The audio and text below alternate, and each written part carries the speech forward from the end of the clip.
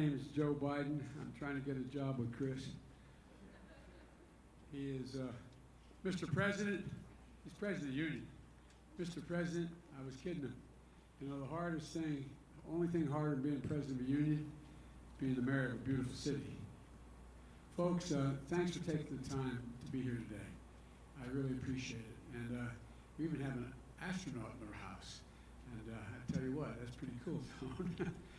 Look, first of all, I want to thank Chris and the mayor for being here and all of you for being here. And, you know, these are tough times. Over 200,000 Americans have passed away. Over 200,000. And the number's still rising. And the impact on communities is bad across the board, particularly bad for African American communities. Almost 4 times as likely to, 3 times as likely to catch the disease, COVID, and when it's caught, twice as likely to die as white Americans. It's sort of emblematic of the inequality that exists and the circumstances that exist. And one of the things that really matters to me is we didn't have to be this bad. You have 30 million people on unemployment. You have 20 million people figuring whether or not they can pay their mortgage payment this month and what they're going to be able to do or not do as a consequence of that. And you've got millions of people who are worried that they're going to be thrown out in the street because they can't pay their rent, although they've given a reprieve for 3 months, but they have to pay double the next 3 months when it comes around. How are people going to do that? And the way, in fact, the Democratic House and the Senate passed it, stepped up and passed a significant amount of money to help people get through the process, including keeping businesses open and the like. Well, guess what? They insisted there be a thing called an inspector general, somebody watching where every dollar went. And the first thing the President of the United States did is fire that inspector general. There is no inspector, it's fired. Fired. And so you got only 40% of the money intended for small businesses going to small businesses. Only 40% of it. 60% has gone to the Mar-a-Lago crowd.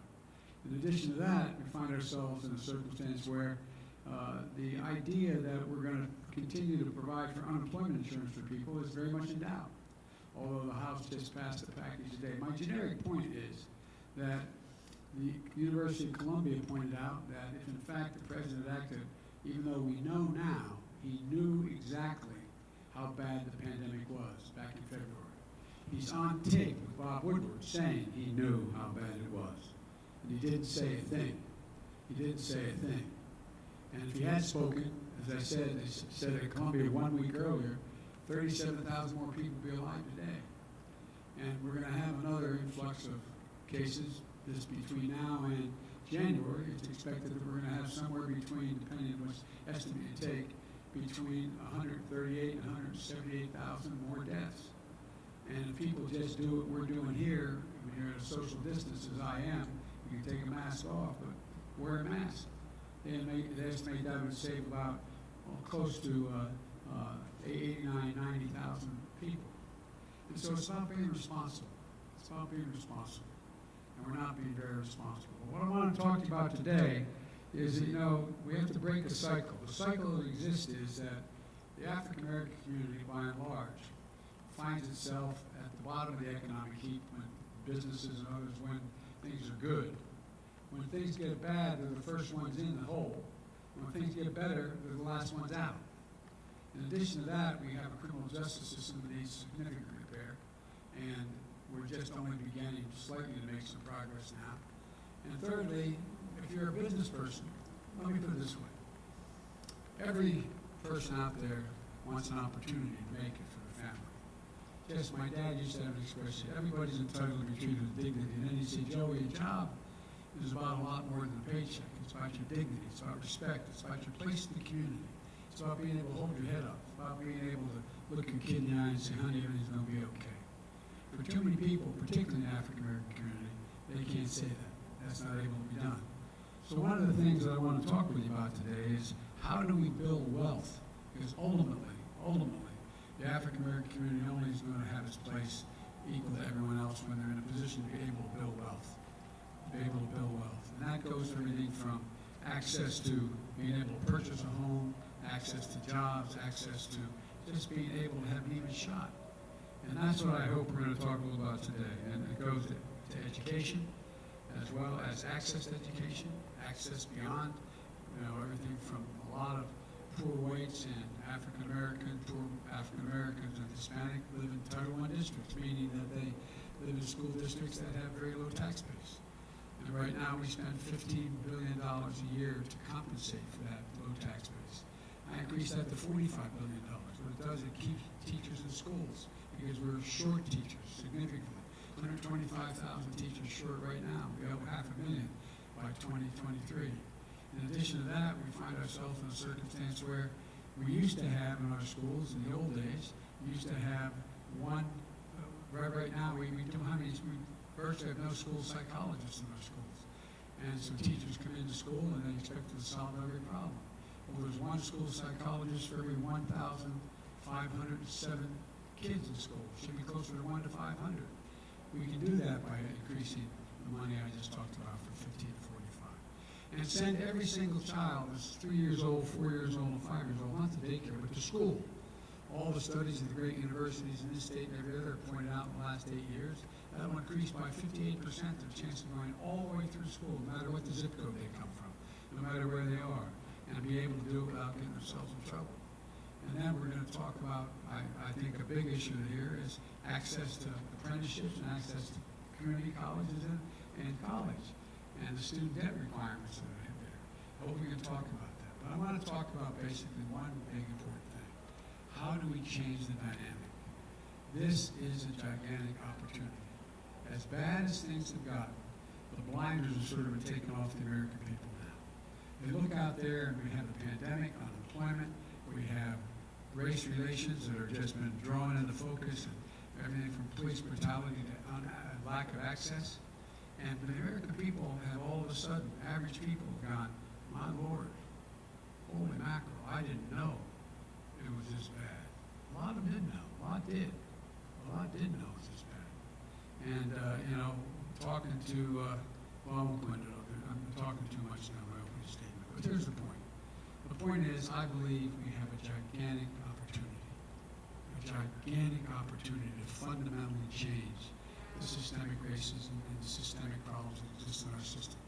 And I think we have to do it, but only one way to do it. We've got to show up and vote. But I believe the American people are not going to be turned off. I believe no matter what the administration does to try to make it hard to vote for everyone, not just people of color, but everyone, no matter what, I think they're going to vote. You see what's happened in Virginia, early voting. They have 4-hour lines on the first day. And we're over 40 days out. People are going to show up and vote. They will not be dissuaded. And so that's why I'm optimistic. I was asked by one of the foreign leaders when I was overseas, when I was vice president, I said, can you define America for me? I said, yes, I can, in one word. Possibilities. Possibilities. You're the only country that believes anything's possible. It's not about time we make it possible for everybody. That's what this is all about. I think we have a gigantic opportunity in the year 2020 to make these changes. And with that, as my mother would say, I'm going to hush up and take any questions y'all have. I think let's get out of the way here.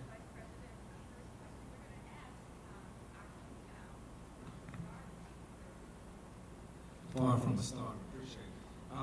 My first question, you sort of spoke about education, and for me, I'm the only person in my family that go to an HBCU. And you, right down the street from Johnson C. Smith, North Carolina, is known for having a lot of HBCUs. So my question would be, there's a lot that's not properly funded, sort of going under. So what would you sort of like to see, or what could you do for the historically black colleges and universities?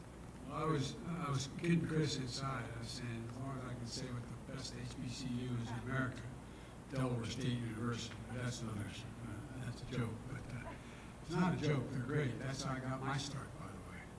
I went to the University of Delaware, but the reason I got involved in politics in the first place is because of what was going on in my state in terms of segregation and in terms of Dr. King being assassinated. Major part of our city was burned to the ground. That's how I got engaged. And a lot of my support came out of HBCU. Look, right now, one thing all the data shows is that given an opportunity, an equal opportunity, there's not a single thing that that an African American can't do, that a white American can do, that a Hispanic American, an Asian American, I mean, not a single thing. And so what's happened? It's about access to opportunity and access to good jobs.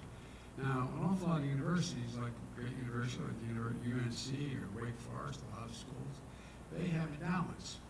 And the endowment allows them to provide for the circumstance to bid for these major federal initiatives that allow them to bring into the school a technology or a program that is able to bring in outside sponsors as well as government sponsors, and then have students work in those areas. For example, cybersecurity. Cybersecurity is a big deal, but you have to, and it's the future, there's going to be millions of, over time, good paying jobs in the area of cybersecurity. But because the HBCUs, for example, most of them don't have the they don't have the endowment to be able to build the facilities that can attract the environment, the government funding, as well as private endowment, they don't get to set these up. So for example, when I was vice president, we went down in Roanoke and we provided funding for an HBCU to have a cybersecurity proposal. They did it, they got the contract, and now what they're doing, they're training young women and men who get out and good starting jobs where you can end up being paid more than $100 grand a year, and they're fully, totally, thoroughly capable. So what I've done is I proposed, and we'll get this done, I proposed a 10-year program for $70 billion for HBCUs. $70 billion. And that $70 billion will be available to the HBCUs based on their competition to get access to it, but everyone will qualify, every HBCU. And they'll be able to do the kinds of things that other universities do. For example, Delaware State University is a great university. The president of the university is a young man who used to work for me in my Senate office now. Brilliant guy, doctorate.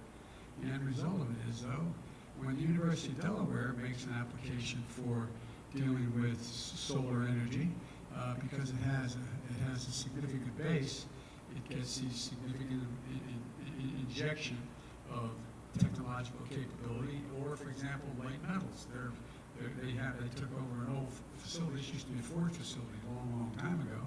They took over a facility, used to be a Chrysler facility, got shut down, and now what do they have at that facility? They have people in that facility who are now doing metallurgy that relate to making lightweight aluminum and metal decks for aircraft carriers. Well, it's a multi-million-dollar and will end up being $1 billion projects. And so the people who get to work on that, the very students in that university get to work on, they're the ones who are going to go out and get these great jobs.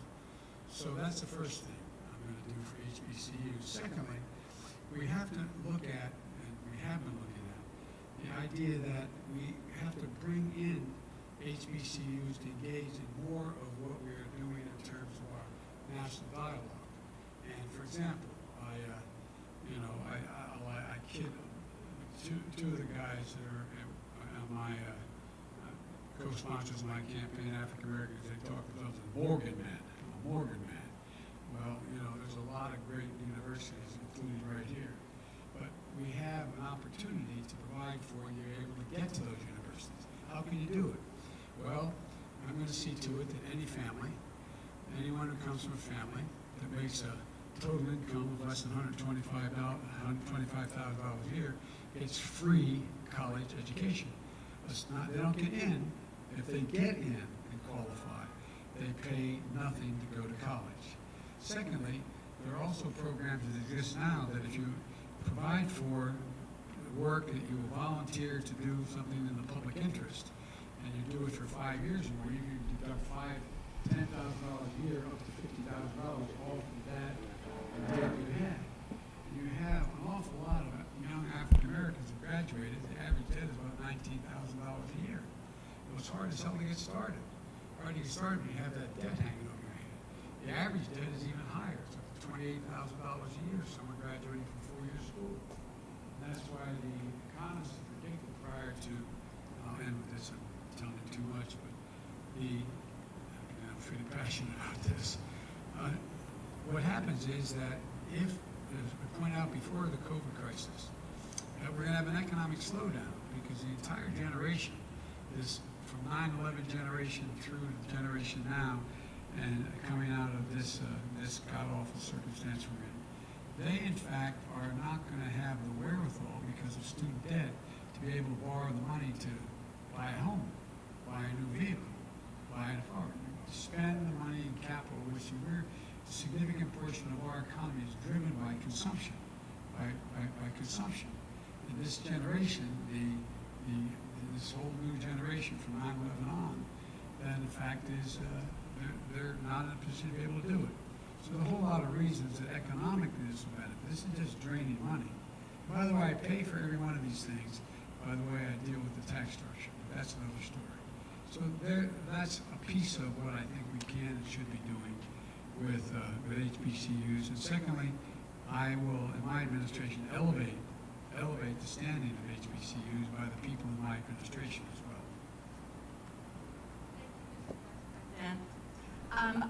The Vice President would like to hear from you, so I'd like to recognize someone that might have a question in this for this forum.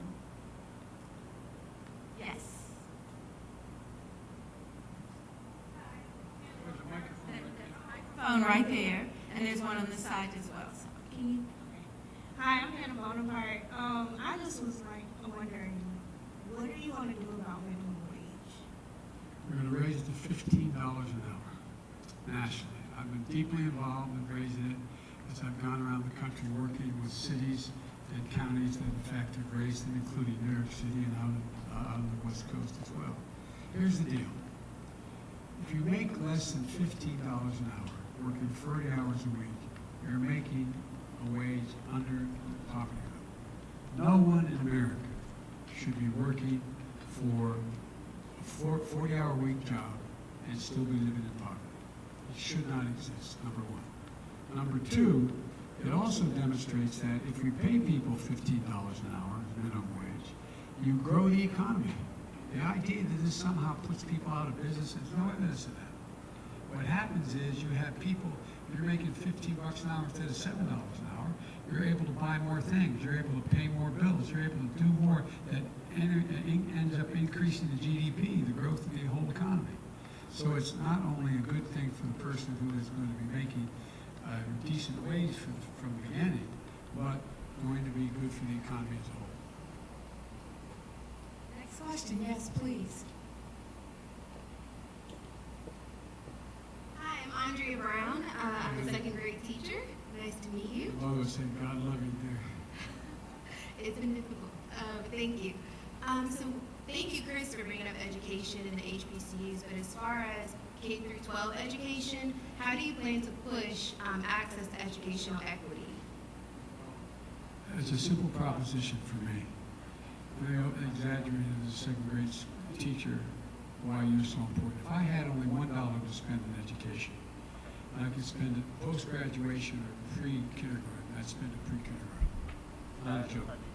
Because you know as well as I do, based on your educational background, that 60% of a child's brain is already developed by the time they're in 3, 4, 5 years old. And so what happens is people start off based on their zip code and their family background. They may start off way behind the curve. You know you have a lot of students who, they come into school, if they come from a very poor background in a community raised by a single mom or a single dad through no fault of their own, they will have probably heard 1 million fewer words spoken by the time they get to first grade. That by itself is an impediment. Nobody's forced that on anybody. We got to change it. And so the way to change it is threefold. Number one, as I said, provide for early education starting at 3 years of age. And it's not, you think, well, my Lord, why do we have a 3-year-old go to school? They learn as rapidly as a 6-year-old, a 12-year-old, a 14-year-old, and they just suck it all up. They just suck it all up, number one. Number two, to make sure that we pay teachers enough money to stay in the business of teaching. My wife's a full-time teacher. My wife has never stopped. As first lady, as a second lady, I should say, she taught 15 credits every semester at a community college. Before that, she taught juniors and seniors in high school for 25 years. I think it was 25. But my point is, a long time. Although I'm not allowed to tell the exact number because my wife is 30 years younger than I am.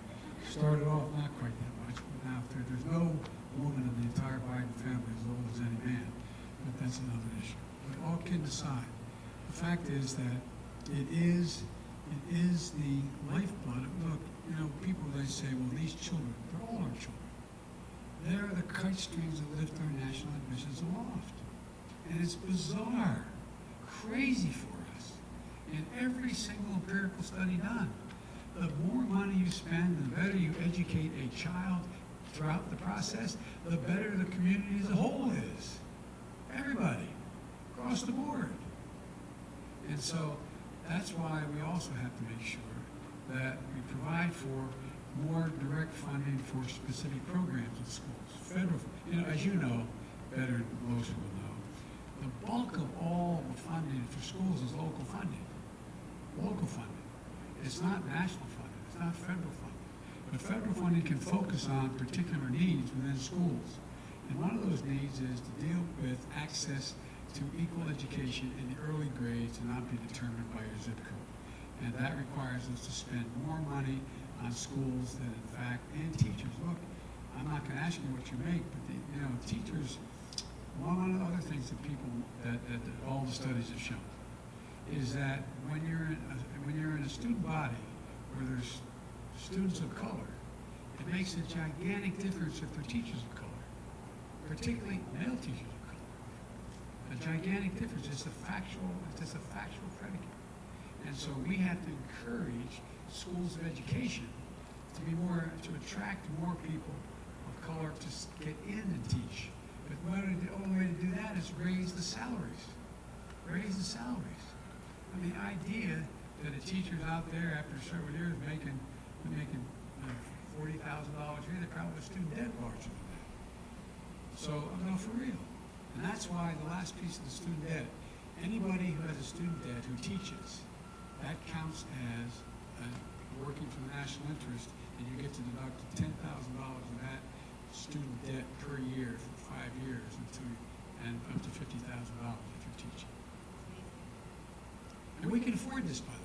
This is not like, you know, this is not something we have. Just to give you a little idea, I carry this card with me because everybody says, well, Biden's going to raise all taxes and everybody's going to be in trouble and what we're going to do here.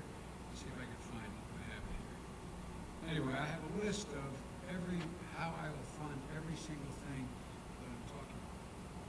For example, if we just made corporations not pay 21%, and 91 of the Fortune 500 companies pay no tax, zero, okay, none.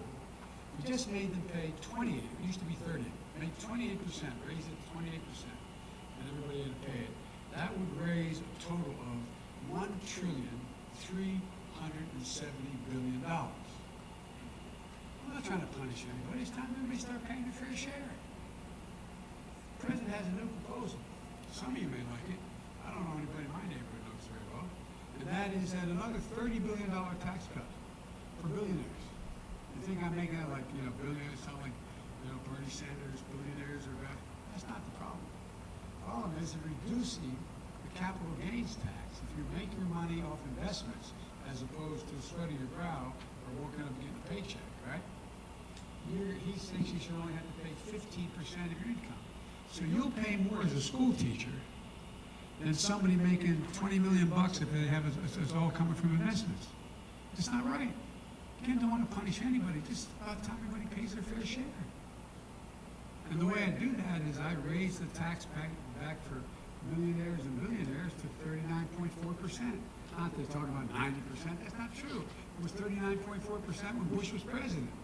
You just raise that tax rate back up to 39.4%.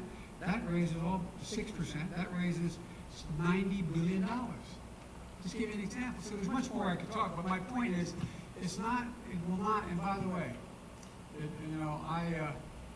I went to undergraduate and graduate school, but I was very flattered that I think it's 14 Nobel laureates in economics just endorsed me and said my plans make sense. All this stuff about Biden's going to bankrupt the country and Biden's going to spend $400 billion. and you're gonna raise your taxes. Not true. You can do it all by just starting to pay your fair share. That's all. That's all. And give people who need a break a break. Thank you. So we have time for one more question, or I think we're going to have time for two more questions, if that's okay, Mr. Vice President.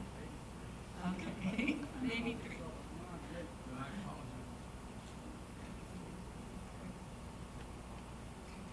Hello, nice to meet you. My name is Sabrina Collier. My husband and I, Chef Greg Collier, own restaurants here in Charlotte.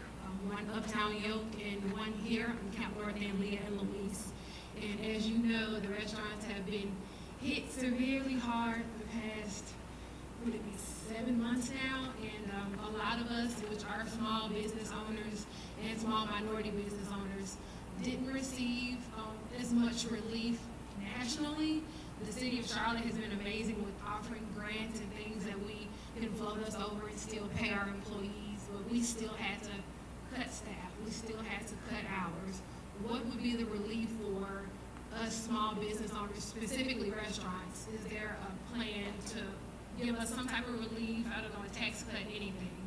Yes, there's a big plan to do it. There's the mobile plans. First of all, the CARES Act, which passed out of the House and Senate, which was a total of $2 trillion overall twice, was supposed to provide what they call the Main Street Lending Program. For 4 months, it didn't lend a penny. None of the money went out, number one. Because you got 20 Republicans in the Senate who said they don't want anything on anything, for real. And the president who has, as I said, fired the inspector general, so you don't know where the money's going for certain. Secondly, on the early program for small businesses, and the small business is defined of fewer than 50 employees. Now, most small businesses that are neighborhood small businesses are 10 or fewer employees. And so what I propose is we focus on making sure that the money goes directly to those businesses that in fact provide for, be able to keep their employees on the payroll for 10 or fewer employees. That's a priority, and then 50 and under. But here's what's happened. What's happened is that not only has that not occurred, a lot of the money has gone to very big businesses that didn't need they may need it, but they didn't need it to stay alive. And even when they got it, what did they do? The commitment was that I proposed, and we thought we had done, is that right now, if you get a government bailout, quote unquote, loan to stay alive, what you cannot do is take that money and either buy back your own stock and or increase your salaries with that money. Is to keep people employed, keep them on a payroll. Secondly, there's another program, and that's what a lot of the businesses done. They buy back their own stock, increasing the net worth of people who own the stock, and in fact pay their salaries based on stock. So they should not be allowed to do that, number one, in this government money bailing people out. Secondly, a lot of you don't know the circumstance, and there's no national standard as to how to open. How do you open safely? It's just put up a sign, come on in. Well, you know your employee. Beyond your employees, your customers are going to go, I don't know, does everybody have to have the mask, or they have dividers in the restaurant, or they have, tell me how the sanitary conditions are working? Well, you need money to pay for all that stuff. And that's why we propose to have a multi-billion-dollar program where businesses are able to get the money, not borrow the money, get the money to be able to open in the middle of this pandemic, including fixing the testing fiasco. You should be in a situation where your employees can in 24 hours get a test to determine whether or not they're positive or negative. You need to do that for your own protection, and the public needs to know that is protection for their employee, that their protection against anything that happens in the restaurant. So the bottom line is the money is already there. The president is just not releasing it. The department is not releasing the money. And it's all done in order to be able to keep the economy moving. Right now we have over 30 million people on unemployment. Over 30 million on unemployment. How in God's name are we going to generate economic growth unless we can figure out how to keep these people back and help you get back in business? It's the same way with schools. How many schools are not opening because there's no national standards set? No national standards set. For example, there's an outfit, am I telling you too much? You want me to stop? Okay. I really get this drives me crazy. Right now, we're in a situation where if you take a look, there is no national standard for how to open schools, how to open them safely. Because the president says, I have no responsibility.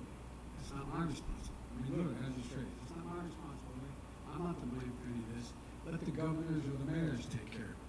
And everybody, and then without the financial help that's needed to be able to take care of it. And so, what we need to do, I laid out in detail back in July, what we have to do to open safely. And includes providing the protective PPE, the masks, and other things that are needed, gloves, etc., for the schools, the school teachers, and for the children coming to school. Secondly, you have to reduce the number of students in one room. You have to have modules that are smaller. But for that, you need more teachers, not fewer teachers. You got to pay more teachers. Number three, you've got to be able to sanitize the schools, whether it's everything from the water fountain to the laboratory, or just the surfaces that are touched and what is breathed on by people. That costs a lot of money to do that, like it would for a restaurant as well. You have to do that. And so the money is there available to do that, but the president refuses. What he says is just open up and make sure that the schools should just open up. When a lot of now, and it also relates to how far down you've got the reinfection rate. If it's down below 1, then it's rational. You can, with those protections, go ahead and open a school. But watch it very closely. It requires testing and tracing to make sure you're still on course there. And look, the other thing is that, if you think about it, the FEMA, the Federal Emergency, they had agreed that they were going to provide masks for schools. They started to hand them out to schools. Guess what? The president didn't like that, or somebody didn't like that. So they said the ruling was made, opening schools safely is not a national emergency. So they stopped it, refusing to even provide masks for schools because it's not a national emergency. Well, if this isn't a national emergency, I don't know what the hell is. So the way we're doing this is the way I'll end with this. The president was in Ohio, I guess a couple days ago at a rally. I don't want to misquote him. And he said at the rally, and I wrote this down. He said that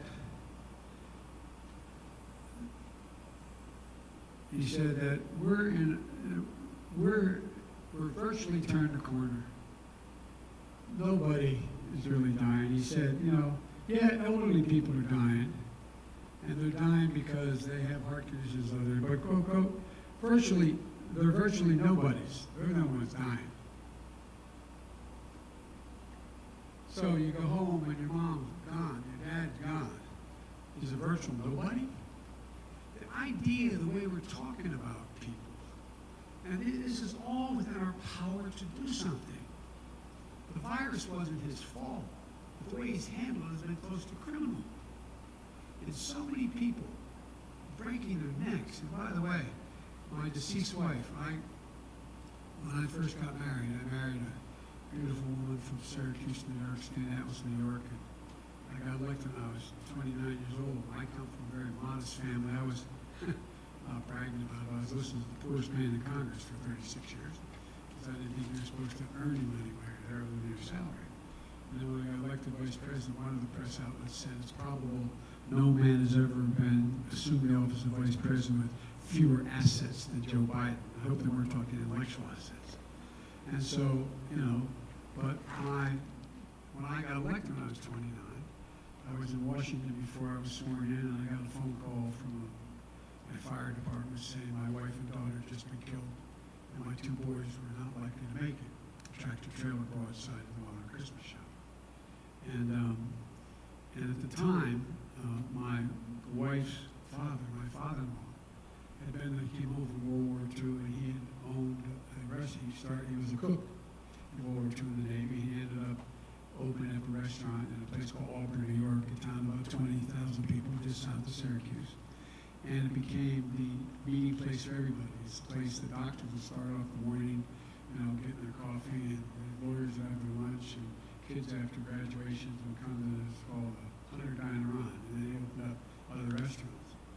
And in order to try to convince me to stay, and I don't blame him, I do the same with my daughter, tried to convince me after we graduated to take a job in upstate New York rather than go back to Delaware. He offered me his prize diner that was, and he was making at that time, I would have made 5 times what I made as a lawyer. Starting lawyer's salary was $6 grand, and it was $30,000 a year. But the problem was for 3 years, 5 years, I watched how hard he worked. I don't know how you do it. You gotta love it. Even in good times, they think you're crazy. It's 24 hours a day, but you deserve a break, and your employees deserve a break. And the fact you're fighting so hard to keep them on the job is a testament to the kind of people. But I promise you, I guarantee you, if I'm elected, you'll get both the PPE, you'll get also the money to be able to open, and the additional money, not only to maintain your employees, but to maintain an open place that you in fact can. I met with a lot of restaurateurs up and around the country, so they can open up and do everything from having plastic shields in front of the cashiers to a lot of things you can do to make it safe. Make it safe, and you'll get that. Thank you so much. Thank you. I could really do yes or no if you ask me an easy question. All right, so we have one more easy question. Is that Whatever you an want to easy ask. question? This is one of my colleagues. He serves on the Charlotte City Council. Malcolm Graham with me. I used to be a city councilman. I ran for the Senate because it was too hard. They know where you live. Exactly. First, I want to thank you. You honored me and my family by sending a video tribute for my sister, Cynthia Graham Hurd. My Lord, I apologize. No, I didn't know. Who was, killed at the Emmanuel AME Church in Charleston. And so my question is, how do you reimagine the Justice Department and specifically the Civil Rights Division after 4 years of Trump? Well, first of all, and I guess I'll just say it, this has been the most corrupt administration in modern American history. The Justice Department was turned into the president's private law firm. He actually has it representing him on women who accuse him of rape and, where did that come from? And the Justice Department under my administration will be totally independent of me. I will not direct them who to prosecute, how to prosecute, what to prosecute, and I will not be injecting, I will not enter their decisions based upon the judgments they make about what cases they bring and they don't bring. With regard to the Civil Rights Division, I would significantly increase 2 things. One, the civil rights presence in the Justice Department elevated so it has access to and transparency into all police departments' activities across the country, just so they are aware, or it's transparent what's going on. I would also make sure that I elevate the Justice Department, the Civil Rights Division, to have a direct office within inside the White House. When, for example, I'm the guy that wrote the Violence Against Women Act. When the president asked me what I wanted as vice president, I said I want to have jurisdiction over that act inside the White House because it elevates the standing of whatever that office that comes inside the White House. So I would make sure there's a combination of the Civil Rights Division having more direct authority inside the Justice Department and being able to investigate than, in fact, it has now. But most of all, I would have an Attorney General who understood his oath of office, not a joke. An Attorney General with the oath of office that, in fact, could do and move on what the professionals in the department thought had to be pursued without my interfering and say, no, they're my friends, or they're my, I know them, or I don't, or go after this person, like, go after Hillary, or, and this kind of stuff. I get asked the question all the time by the press that traveled with me, although I'm not sure the same ones that traveled today have asked it, but I get asked the following question. If, in fact, you get elected, would you prosecute Trump? Would you pursue prosecuting Trump? And the answer is, I'm not going to pursue prosecuting anybody. I'm going to do what the Justice Department says should be done. Should be done.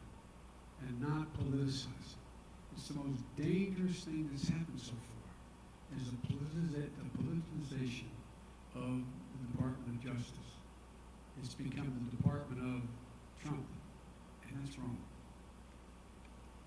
Thank you, Mr. Vice President, for the very, very heartfelt feelings, but more importantly, for having policies that really follow who you are as a person.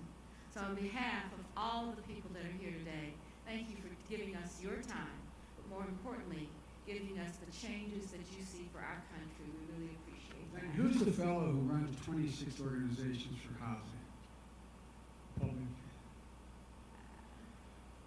I know when you get a chance to talk, because I think what you're doing is incredibly consequential. And I'd like to give you a paper on the way out, is what I think we can and should do. It's very detailed. And I'd love your feedback. I'll put a phone number on it, okay? Because it is a gigantic, gigantic, gigantic undertaking. And unless we can get people into housing, unless we can provide for housing, unless we can stop the gentrification where people are left out, we're going to be in real trouble.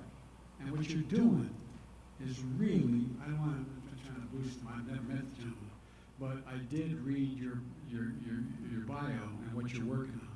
And I'd really like your input, and maybe be able to call you if I could, after you get what I'm proposing in detail, and see what we can work out. And I'm part of the reason I do this, and what I miss about being able to do larger engagements, is this is where I learn. I'm a tactile guy. I mean, I'd rather be shaking your hand and looking in the eye and you tell me what needs to be done. But I'd like to, and don't be reluctant at all to criticize my plan if you think it doesn't make sense. I think it's pretty good. I've worked on it really, really hard. It goes from Section 8 housing all the way to first-time home buyers to the whole notion of these. Anyway, I'd like to, I'm going to give it to you for you, okay? You're very polite to sit there all this time. Thank you. Thanks, everybody. Really thank appreciate you it. very much. Well, Mr. Vice President, I understand we're going to have a group photo, so everybody has their mask on.